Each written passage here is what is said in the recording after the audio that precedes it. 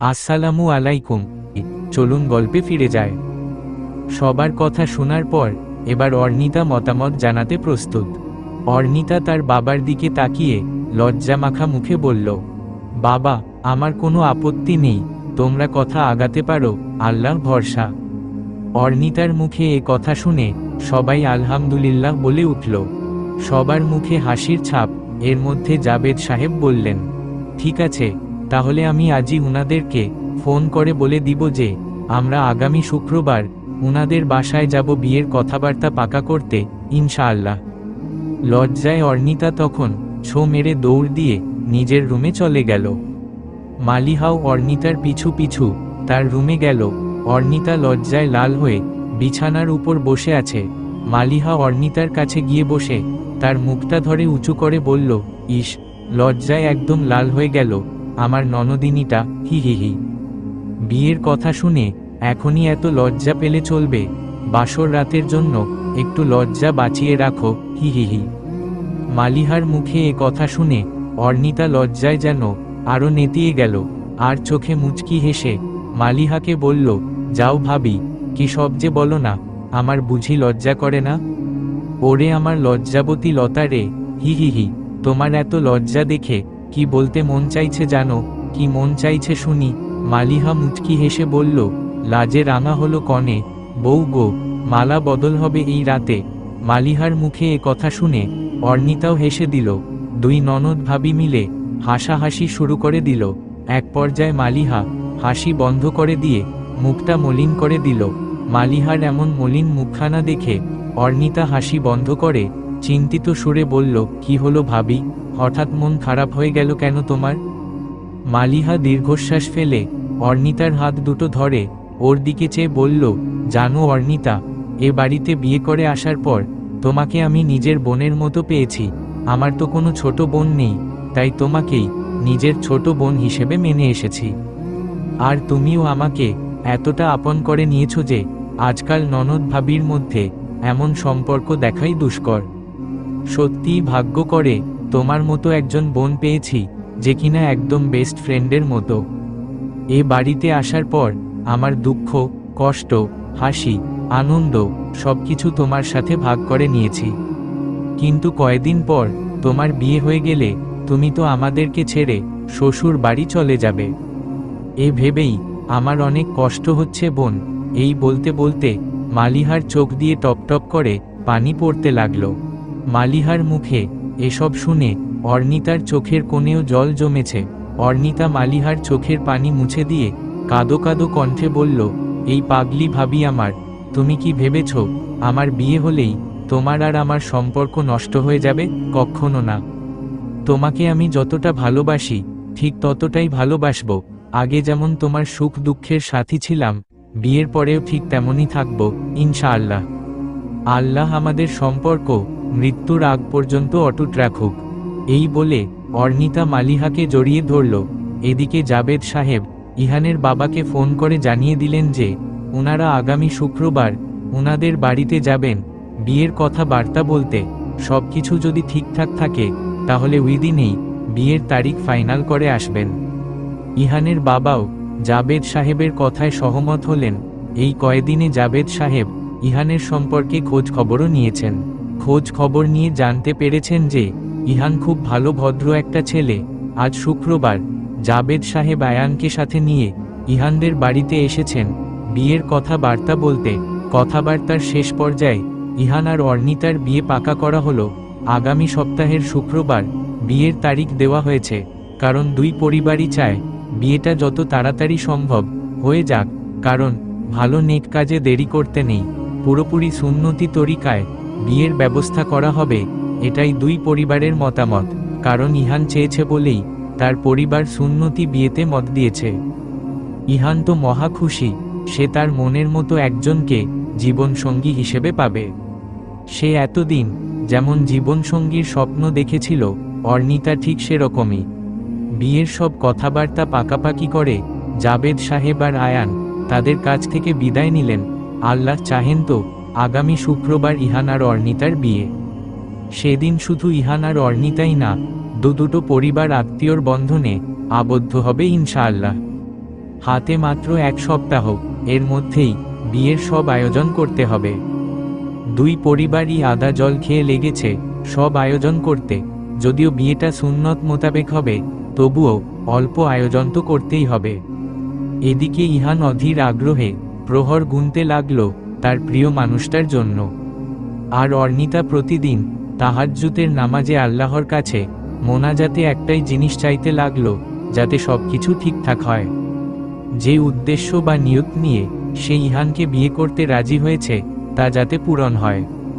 ইহান আর ইহানের পরিবার যাতে পরিপূর্ণ দিনের পথে আসতে পারে, তাদের দাম্পত্য জীবন যাতে সুখের হয়, এত কিছুর সাথে অর্ণিতার মনের মধ্যে ভয় আর ভালো লাগা একসাথে কাজ করছে।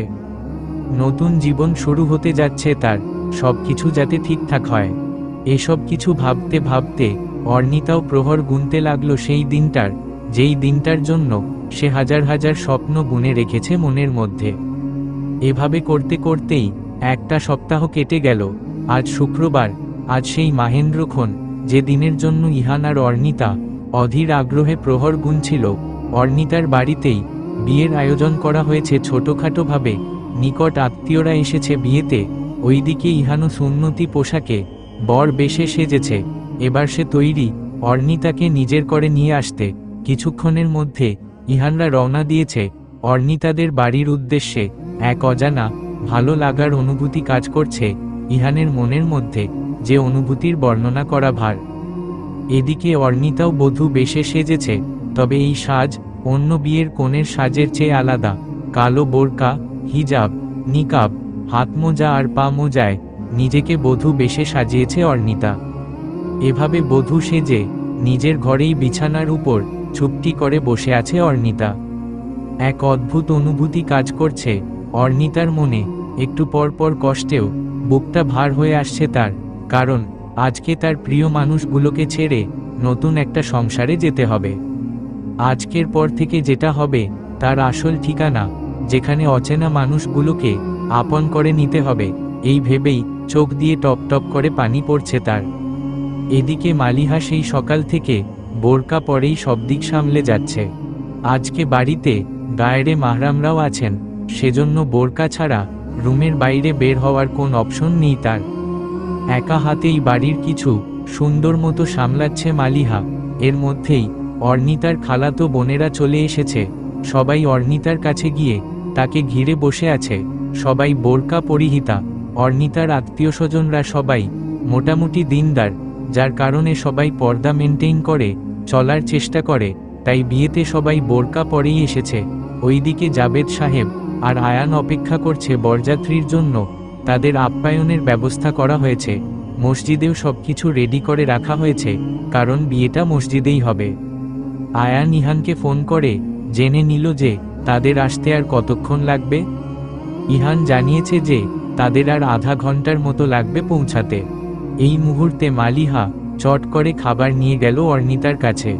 অর্ণিতার কাছে গিয়ে বসে বলল, কালকে থেকে তো তেমন কিছু খাওনি তুমি, এসো তোমাকে খাইয়ে দেই, নয়তো এত ঝামেলার মধ্যে পড়ে খেতে পারবে না। মালিহার মুখে এ কথা শুনে অর্ণিতা মন খারাপের সুরে নরম কণ্ঠে বলল, না ভাবি, আমি কিছু খাবো না, আমার খেতে ইচ্ছে করছে না। আরে ধুর পাগলি, না খেলে চলবে না, খেতেই হবে, আমি তোমাকে খাইয়ে দিচ্ছি, তুমি খাও। এই বলে মালিহা জোর করে অর্ণিতাকে খাইয়ে দিল। এদিকে বর চলে এসেছে। বর আসার কথা শুনেই চারদিকে হইচই পড়ে গেল। বর চলে এসেছে এ কথা শুনেই অর্ণিতার আত্মা ধপ করে উঠল, কিছুটা লজ্জাও পেল সে। জাবেদ সাহেব আর আয়ান গিয়ে ইহানকে গাড়ি থেকে নামালো। আজ বর বেশে ইহানকে চমৎকার লাগছে। সবাই মিলে মসজিদে চলে গেল বিয়ে পড়ানোর জন্য। সেখানে শরীয়ত মোতাবেক অর্ধেক বিয়ে সম্পন্ন হয়ে গেছে। এবার শুধু অর্ণিতার কবুল বলার পালা। অর্ণিতার বাবা জাবেদ সাহেব কাজীকে নিয়ে অর্ণিতার কাছে এলো। মালিহা অর্ণিতাকে ধরে বসে আছে, হাত পা কাঁপছে অর্ণিতার, গলা যেন শুকিয়ে আসছে তার। কাজী সাহেব এক পর্যায়ে অর্ণিতাকে উদ্দেশ্য করে বললেন, আপনি যদি এ বিয়েতে রাজি থাকেন তাহলে বলুন মা কবুল। অর্ণিতার মুখ দিয়ে যেন কথা বের হতে চাচ্ছে না। মালিহা অর্ণিতার কানের কাছে গিয়ে বলল, কি হলো অর্ণিতা, কবুল বলো, সবাই তো অপেক্ষা করছে। অর্নিতার চোখ বেয়ে টপ টপ করে পানি পড়ছে, চোখের পানিতে নিকাব ভিজে গেছে। কাজী সাহেব আবারও বললেন, বলুন মা কবুল। পাশে দাঁড়িয়ে থাকা জাবেদ সাহেব অর্নিতার দিকে মায়ার দৃষ্টিতে চেয়ে বলল, কবুল বল মা। বাবার দিকে চেয়ে যেন কান্নায় বুক ফেটে যাচ্ছে অর্নিতার। অর্নিতা কাঁদো কাঁদো গলায় আস্তে আস্তে বলল, ক ক ক কবুল।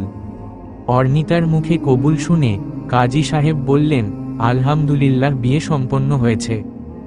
আজ থেকে অর্নিতা আর ইহান রহমান দুজন স্বামী স্ত্রী। বিয়ের সব রীতিনীতি সম্পন্ন হতে হতে আসরের সময় হয়ে গেল।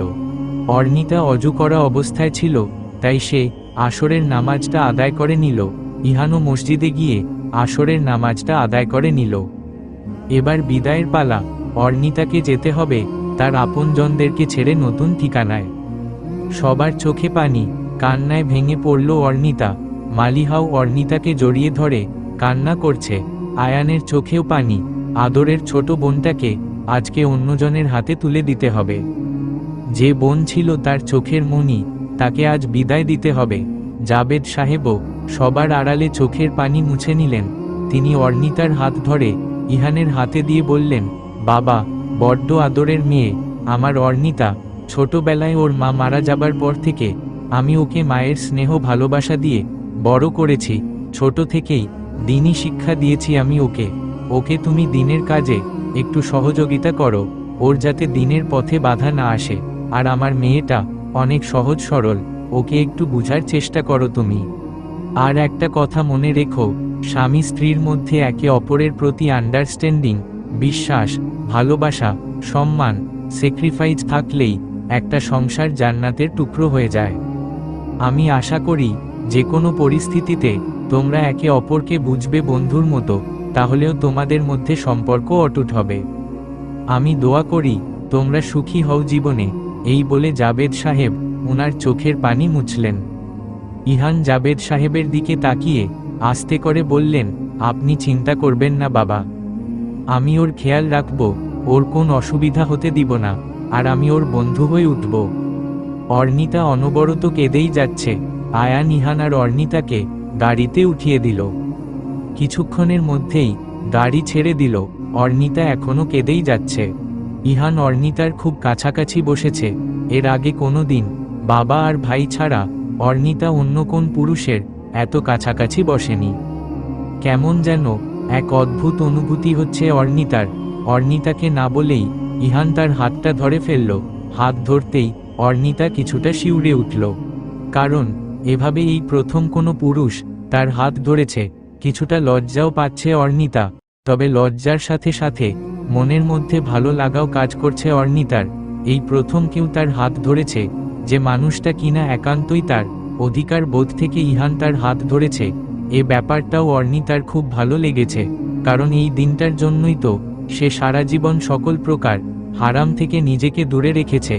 একান্ত নিজের মানুষটাই যাতে প্রথম তার ছোঁয়া পায়, সেজন্যই তো এত ধৈর্য ধরে থাকা, এত প্রহর গুণা। অবশেষে প্রহর গুণা শেষ হলো দুজনের। ইহান অর্নিতার দিকে মায়ার দৃষ্টিতে তাকিয়ে বলল, এই পাগলি, কান্না করছো কেন? আমি আছি তো তোমার সাথে, তোমাকে কখনো কষ্ট পেতে দেব না। কান্না করো না প্লিজ। 2 দিন পরেই তো আমি তোমাকে তোমার বাবার বাড়িতে আবার নিয়ে আসব। তাছাড়া তোমার যখন এ বাড়িতে আসতে মন চাইবে, তখনই তোমাকে আমি নিয়ে আসব। আর কথা দিচ্ছি, কোনোদিন ইচ্ছাকৃতভাবে তোমার চোখ থেকে এক ফোঁটাও পানি পড়তে দেব না। এই বলে ইহান নিজ হাতে অর্নিতার চোখের পানি মুছে দিল। আচ্ছা, সত্যিই কি ইহান অর্নিতাকে দেওয়া তার কথা রাখতে পারবে? সত্যিই কি ইহান অর্নিতাকে কষ্ট না দিয়ে সারা জীবন সুখে রাখতে পারবে? আধা ঘন্টার মধ্যে নতুন বউকে নিয়ে ইহান তার বাড়িতে হাজির। আজ নতুন বউকে বরণ করে নিতে অনেক আত্মীয় স্বজন এসেছে ইহানদের বাড়িতে। বাড়ির সামনে গাড়িতেই ইহান অর্নিতাকে নিয়ে এখনো বসে আছে। মিনিট খানেকের মধ্যেই ইহানের মা, বোন, ভাবি আর ইহানের চাচাতো বোনেরা গাড়ির সামনে এসে হাজির। নতুন বউকে বরণ করে ঘরে তুলতে প্রথম যেদিন ইহানের ভাবি অর্থাৎ নায়রা অর্নিতাকে দেখেছিল, সেদিন থেকেই অর্নিতার প্রতি নায়রার মনে হিংসা সৃষ্টি হয়েছিল। আজও তার ব্যতিক্রম নয়। সে অর্ণিতাকে গাড়ি থেকে নামাতে এসেছে ঠিকই, কিন্তু নিজের মন থেকে হিংসাটাকে নামাতে পারেনি। সবাই অর্ণিতাকে গাড়ি থেকে নামিয়ে ইহানের ঘরে নিয়ে গেল। অর্ণিতা ঘরে ঢুকেই দেখে পুরো ফুলে ফুলে সাজানো সুন্দর করে বাসর ঘর সাজানো হয়েছে। অর্ণিতাকে ঘরে ঢুকিয়ে দিয়েই নায়রা সেখান থেকে চলে গেছে। নিহা অর্ণিতার সাথেই রয়েছে। এর মধ্যেই মাগরিবের আজান ভেসে আসলো অর্ণিতার কানে। অর্ণিতা নিহার দিকে তাকিয়ে বলল, বোন, মাগরিবের নামাজের সময় তো হয়ে গেছে, তুমি যদি আমার জন্য আমার জায়নামাজ আর হিজাবটা এনে দিতে তাহলে বড্ড উপকার হতো। আচ্ছা ঠিক আছে ভাবি, তুমি বোরকা খুলে ফ্রেশ টেশ হয়ে অজু করে এসো ওয়াশরুম থেকে, আমি তোমার লাগেজ এই ঘরে এনে দেওয়ার ব্যবস্থা করছি, তারপর সেখান থেকে তুমি তোমার প্রয়োজনীয় সব নামিয়ে নিও।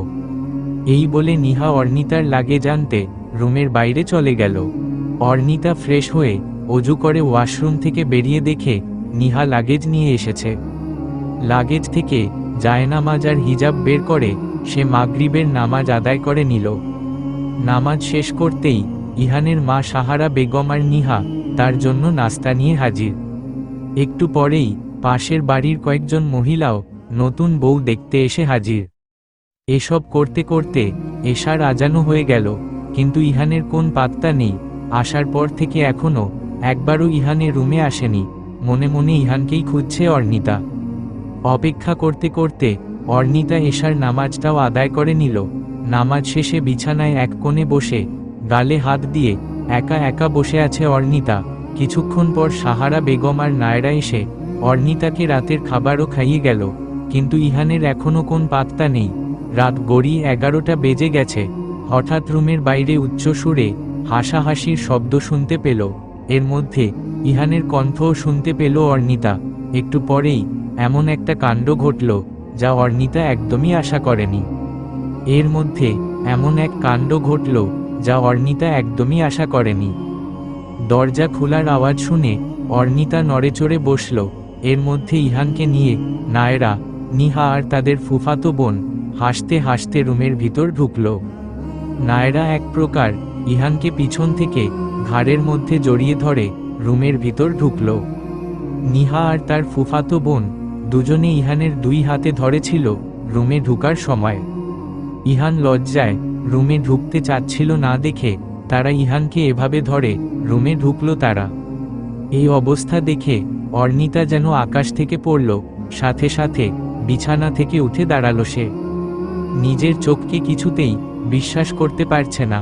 সে কিছুতেই বিশ্বাস করতে পারছে না যে কোনো পরনারী তার স্বামীর গায়ে এভাবে হাত দিয়ে আছে, তাও আবার তার চোখের সামনে। নিজের চোখের সামনে এমন ঘটনা দেখে অর্ণিতা বোকার মতো হা করে নিঃশব্দে তাকিয়ে আছে সবার দিকে। বুকের বা পাশটায় যেন মুচড় দিয়ে উঠল তার।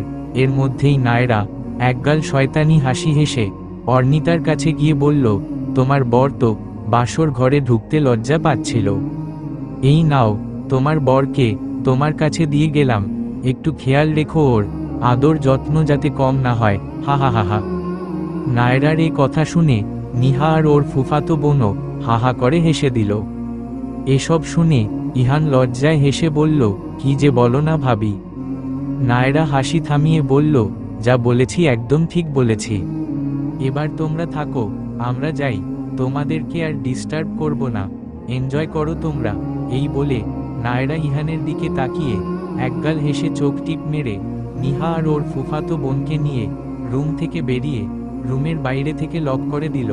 এদিকে অর্ণিতা নির্বাক হয়ে হা করে বোকার মতো এসব কাণ্ড দেখতে লাগলো, কারণ হা করে তাকিয়ে থাকা ছাড়া আপাতত তার কিছু করার নেই।